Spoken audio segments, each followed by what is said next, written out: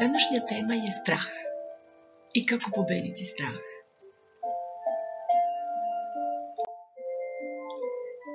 Ljudsko telo je zajednica od 5 triliona ćelija koje se neprekidno obnavljaju i naš sistem rasta i razvoja je stalno aktivan.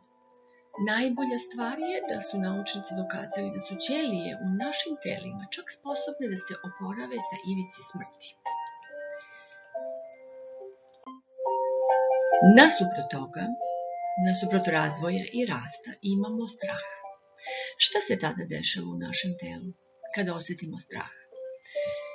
Kada osjetimo strah, mozak oslobađa hormon stresa koji sužava krvne sudove u stomaku, trbuhu. I sva krv odlazi u ruke i noge i tamo se pojačava cirkulacija.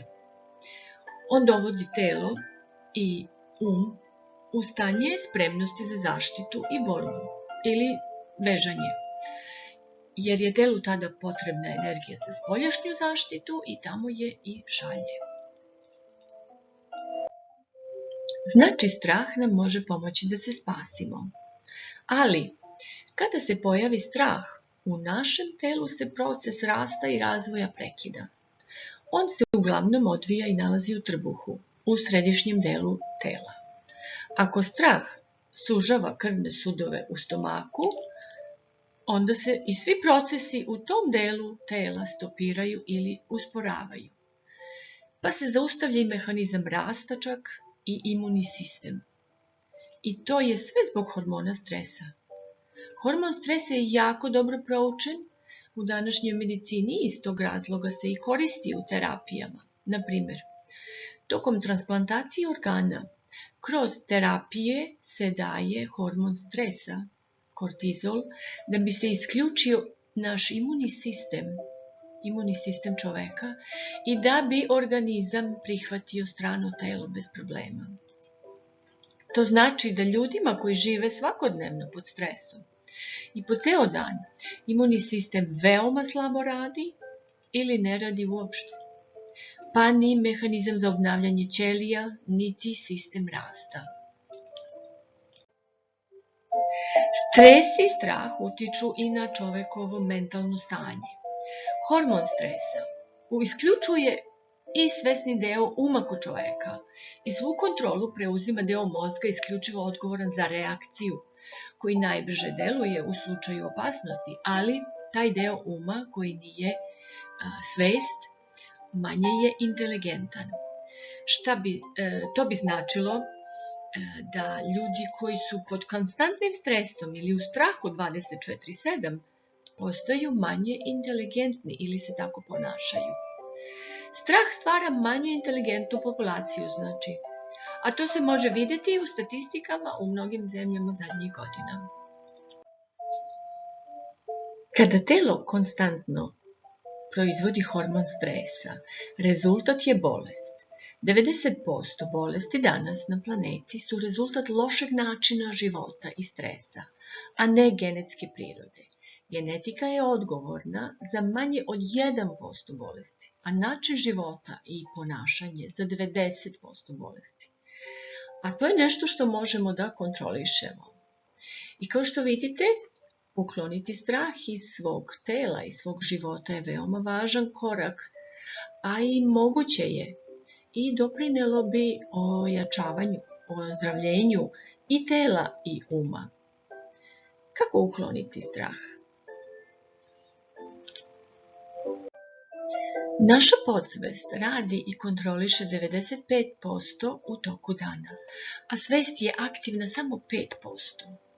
U podsvesti se nalaze sva verovanja koja stekne čovek do svoje 7. godine. Znači da 95% u toku dana koristimo sva ta verovanja koje je čovek do svoje 7. godine instalirao, sve što je video, osjetio, upoznao, saznao. I iz tog razloga je to osnova za ceo život. Znači, upravo u podsvesti su instalirani osnovni programi. Svi ti programi i verovanja direktno utiču na hemijske i biološke procese u organizmu i ceo život je baziran na tim verovanjima. Kako znamo koje programe imamo i kako utiču na naš život?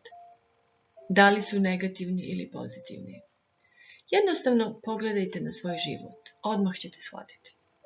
Ako vam sve ide od ruke i možete reći da ste zadovoljni svojim životom, onda ste retki i imate pozitivne programe koji vam pomažu da postignete sve što imate u životu.